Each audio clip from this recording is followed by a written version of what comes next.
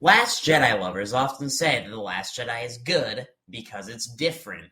And even some of the haters of the movie are like, well, I personally don't like it, but at least Ryan did something different. But what if I told you that The Last Jedi is only like half original? What if I told you it rips off The Empire Strikes Back and Return of the Jedi, but in like the most idiotic way ever? Why am I still talking about the sequels, you might ask? It's been like 7 years. Well, I got nothing else better to do. This basement gets very boring sometimes and lonely. No, but for real though, people still talk about A New Hope, and that movie's like 45 years old, so shut up. I can talk about what I want to. But there's another movie I need to talk about before The Last Jedi, and it's a little movie called Star Wars Episode 7, A New Hope 2.0. I feel like everyone with a functioning brain knows that The Force Awakens is a carbon copy of A New Hope, so I'll try to explain it as quick as I can for the idiots who are in denial still for some reason. The movie opens up with a giant Star Destroyer being revealed. A bunch of stormtroopers invade this place and start fucking shit up. An important person gives a cute little droid a plot device and tells the droid to deliver the important plot device to their rebel base. The main villain makes a very scary entrance. Then the villain interrogates a character for the important plot device. The villain fucking murders the person they were interrogating.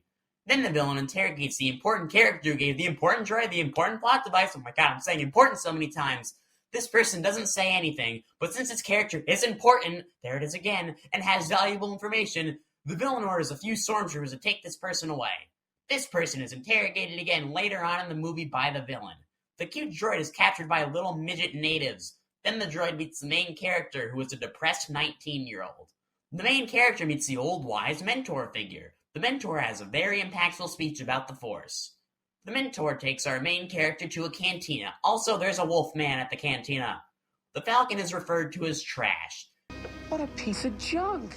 The garbage will do! Then the Falcon escapes a desert planet.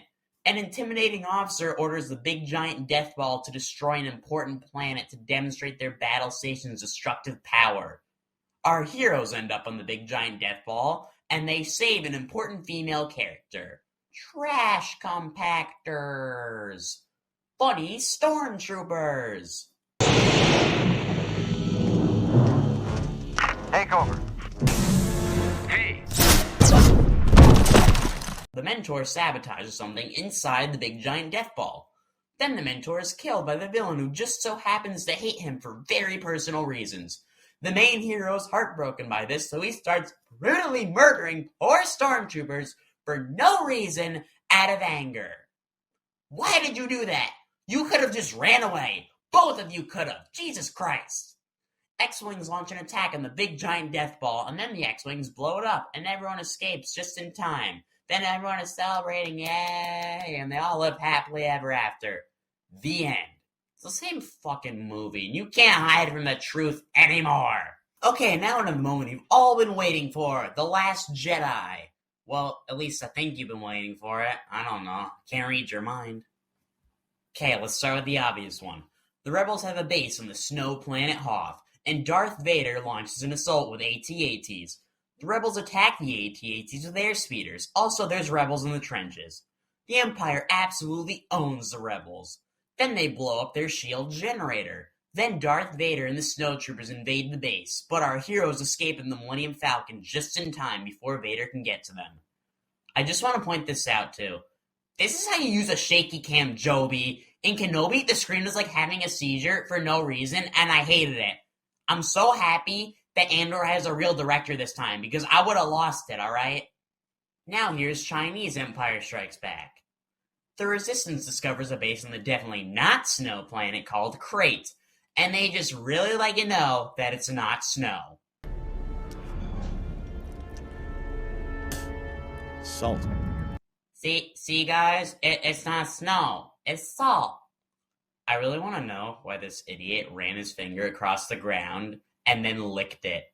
Why do you want to know what the ground tastes like? You're about to fucking die and you're eating the ground. My favorite thing to do before my imminent demise is eat some dirt. Also, there's rebels in the trenches. Then Darth Vader leads an assault on the rebel base with AT-ATs. Blow that piece of junk out of the sky! Oh, I'm sorry, I mean ATM-6s. Yeah, I got real creative with that name, huh, Ryan? You wanna know what's different about these AT-ATs? They are a slightly different shade of gray. Wow. The rebels attack the AT-ATs with air speeders, and the First Order completely destroys the rebels. Then the FBI open up the front door, and Darth Vader and the snowtroopers invade the base, but then the Falcon escapes. Why the actual fuck are there snowtroopers here? Shouldn't there be, normal stormtroopers here? Or salt troopers? Is a salt trooper even a thing? In The Force Awakens, you see these guys on the Starkiller base, which is covered in snow, so they must be snowtroopers, right? Unless if Starkiller base is salt in disguise. That could be something. Also, the Lego set based off of Crate calls them snowtroopers, so why are they there? I really don't get it. Is salt really that cold? The rebels don't look cold. They aren't wearing any proper gear, so why aren't they shivering? Maybe I shouldn't be looking too deeply into a movie written by a retard, but still, it's stupid. Hey! Why do you have your helmet off, Gareth Edwards? That's not smart. Helmets can save your life, so don't take them off. Lucky bastard. Move it! Keep it moving! Also, the love story in The Last Jedi is a complete ripoff, too. Han Solo has to leave because he has to pay off the debt he has to Jabba the Hutt. But Leia, the woman he eventually falls in love with, tries to reason with him, but to no avail. But fortunately for her, the threat of the Empire stops Han from leaving. Well, I guess it's not fortunate, because now everyone's dead. But at least Leia got her man, right? Oh, never mind. Sorry. Finn is trying to leave because he's a pussy, but he's stopped by Shrek, the woman he falls in love with. She tries to reason with him, but to no avail. And the threat of the First Order is what makes Finn decide to stay. Han and Leia sneak past the Imperials and escape. Then they meet a shady guy named Lando Calrissian who sells them out to the Empire. Finn and Shrek sneak past the First Order and escape. Then they meet a shady guy named DJ who sells them out to the First Order. Luke goes to a mysterious planet and trains to learn the Force with an old and wise Jedi Master who is in exile. But then Luke wants to leave because, his friends are in danger. But then Yoda's like, no, you gotta complete the training before you face Vader or you're gonna die or turn to the dark side, Luke. Rey goes to a mysterious planet and trains to learn the Force with an old Jedi Master who is in exile. But then Rey wants to leave because she wants to redeem Kylo Ren so she can fuck him. But then Luke is like, no, Rey, it's too dangerous. It'll give you AIDS. Oh no, what's this? There's something not right here. Luke goes into a dark and eerie cave and has this weird vision. Holy shit, it's Darth Vader! Oh my god! He walks over to Luke, then they fight, and Luke chops off Vader's head. It blows up, revealing Luke's own face. And Luke is very confused by this. Rightfully so. Oh no, what's this? There's something not right. Rey goes into a dark and eerie cave and has this weird vision. She sees shadows of her parents. They start walking closer. Then they form into something. Then Rey sees her own face, and Rey is very confused by this. Rightfully so. Why are they both going into underground caves only to find their mysterious dads down there that form their faces? That's something very specific. He's not paying tribute to Empire, he's just stealing from it. Luke learns a terrible truth about his father, and now he's at his lowest point.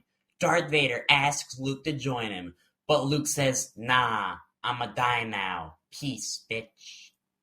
Rey learns a terrible truth about her mother and father, and now she's at her lowest point. Kylo Ren asks Rey to join him, but then Rey says, nah, I'ma kick your ass a second time. The main character is alone with the main villain. The hero tells the villain that they feel the conflict within them. They are trying to turn the villain back to the light side. Also, elevators. They walk up to the throne room of the old deformed guy. He welcomes the main character and undoes their handcuffs, dropping them to the floor. Then he takes a lightsaber that belongs to Luke Skywalker and puts it on the side of his throne. The old dude says it was I while revealing big news to the main character. It was I who allowed the Alliance to know the location of the shield generator. It was I who bridged your minds. Then the old deformed guy makes the main character watch destruction of the ongoing space battle. The main hero has had enough, so they pull a lightsaber to themselves out of anger. The evil old guy finds this amusing. Darth Vader and Kylo Ren kill their masters to save Luke and Rey from dying. The Emperor and Snoke are very shocked by this. No pun intended. Now here are the really small things that still piss me off because they're unoriginal. The transport ship is escaping a planet so the evil space Nazis don't kill them.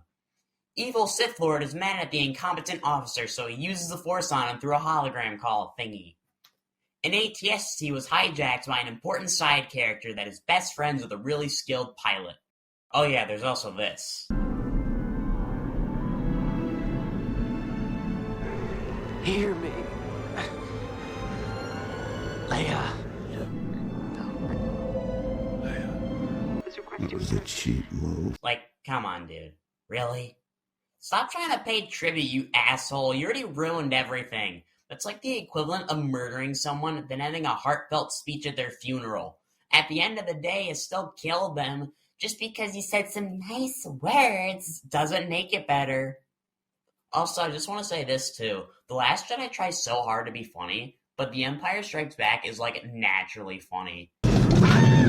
Like, C-3PO is really fucking funny, dude. Hello, sir. I am C-3PO Human-Cyborg Relations. My facilities are at your... well, really? Oh, nice to see a familiar face. Ichuta. How rude. Then look at The Last Jedi. Tell him Leia has an urgent Message for him about his mother. There's only like one funny moment in that entire movie. Even the deleted scenes in Empire are funnier.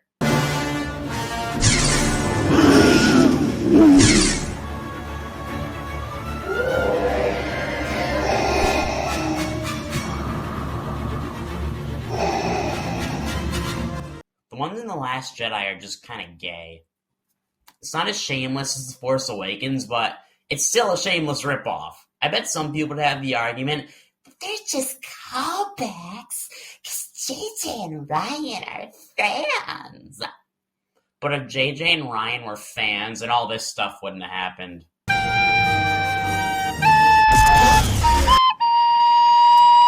Where's Han?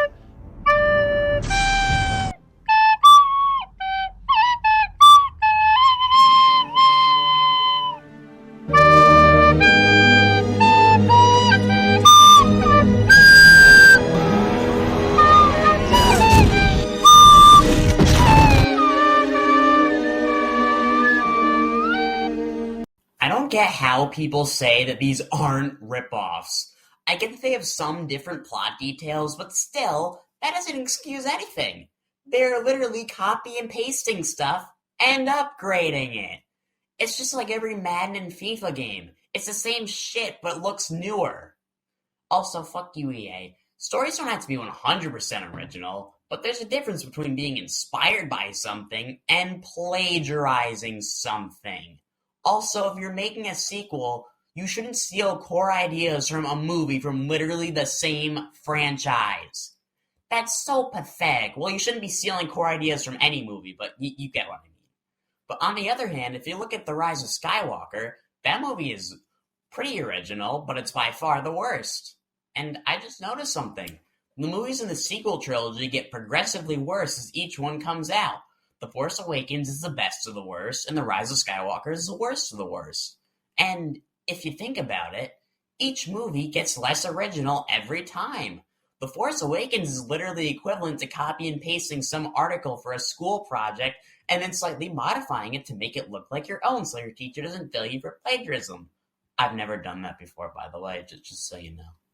And this is what J.J. Abrams did with A New Hope. So what I'm saying is he has the mind of a child. Then there's The Last Jedi that has like a half original story.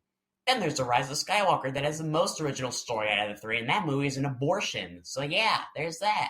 And no, I'm not saying unoriginality is better, because it just isn't.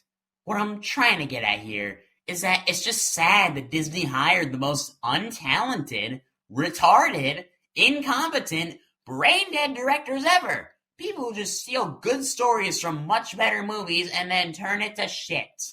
And when they actually do try to make their own stories, it's a fucking convoluted, disastrous mess. Because they don't know how to write their own stories. Because they're retards. It's not a coincidence that the worst parts of The Last Jedi are the most original parts. Jake Skywalker, Admiral Holdo, and Canto Bight. All original ideas for Star Wars, and it's literally some of Star Wars at its absolute worst. Now, I want you to think about this. What would The Last Jedi be like if you took away all the unoriginal parts? Well, it would essentially just be a very long and drawn-out chase scene with this pink-haired lesbian dyke's stupid plan which causes a mutiny. Then you have everyone's favorite Star Wars scene of all time, the dumbass casino scene with the space cow horses. Ryan didn't even try here. He had to come up with his own original ideas for a brand new Star Wars movie. And this is all they could think of? A chase scene? Really? That's it? And to make matters even worse, the chase scene isn't even good. It's awful. It has so many plot holes. So many. The entire movie is filled to the brim with plot holes. I'll list some of them on the screen here. You can pause it if you'd like. Alright, anyways, chase scenes are in most action movies. They're in quite a few Star Wars movies too. They are in Star Wars from the first second. The first second. So why is The Last Jedi good for being different? Subverting expectations doesn't automatically mean good writing. Just because you shocked everyone like 30 times in one movie doesn't make you clever. It just makes you a jackass. The Force Sky thing was sorta interesting, but that's basically just this. Luke. Father. Son, come with me. But they can actually see each other this time. Holdo's plan makes no sense, and she's an idiot for not telling Poe. Nobody likes the casino scene, so I'm not even gonna get into that. Sure, the Jake Skywalker thing is original, but Rey going to train isn't original, and you might be saying, wait a minute, you sequel haters can't make up your mind. You don't want Rey to train? Well, I do. However, that's only because of the direction they took her character. They could have went in multiple directions with Rey. You can hear people's ideas all over YouTube. Point being, they don't have to go the Luke Skywalker story all over again. They could have and should have done something completely different. This is JJ's fault too, not just Ryan's. I'm tired of people only blaming Rian Johnson. Don't get me wrong, he's at fault too. He's a moron. But JJ is just as guilty as he is. Also, for a movie that's preaching about letting the past die and killing it, it sure is relying on the past a hell of a lot to drive the plot forward, don't you think? Make up your mind, numbnuts. What is your major malfunction, numbnuts? Tired of people acting like Rian Johnson is some genius, talented director. I'm a really lazy writer. He's right. Whenever he can think of how he wants to progress the story forward, he just steals from Empire and Jedi. I need this battle that absolutely devastates your resistance, leaving hardly any of them left alive. Ah, fuck it, I'll just steal from Empire. How do I get Rey in a throne room so Kylo can kill Snoke to subvert everyone's expectations and then fight the guards? Ah, fuck it, I'll just steal from Jedi. He's lazy. Even he thinks he's lazy. Stop calling him good. He's legitimately one of the worst directors of all time. Why does he have so many fanboys? Why is he so overhyped? Why is his head so round? Same thing with J.J. Abrams. He's overhyped too. He's like the Michael Bay of Star Wars, just much, much less insane. The reason why I'm saying this is because they both write their stories with the mindset of a child playing with his action figures. Oh, and oh boy, they also love their explosions and action scenes. You remember the Death Star, right? That thing that can destroy an entire planet? Well, I got something better. A bigger Death Star that can destroy 5 planets at once. You remember the Death Star, right? That thing that can destroy an entire planet? You remember Star Destroyers, right? Those things that destroy... stars? Yeah, something like that. What if we put a Death Star laser on a Star Destroyer and made like thousands of them? Hell yeah, now the stakes are even higher! I fucking love explosions! So many explosions! There's explosions inside my explosions! Explosions! So many explosions! So many explosions! So many explosions! I really hope you all ended up enjoying this video. If you stuck around for this long, thanks for watching till the end. I'm gonna be going to bed now, so yeah, bye!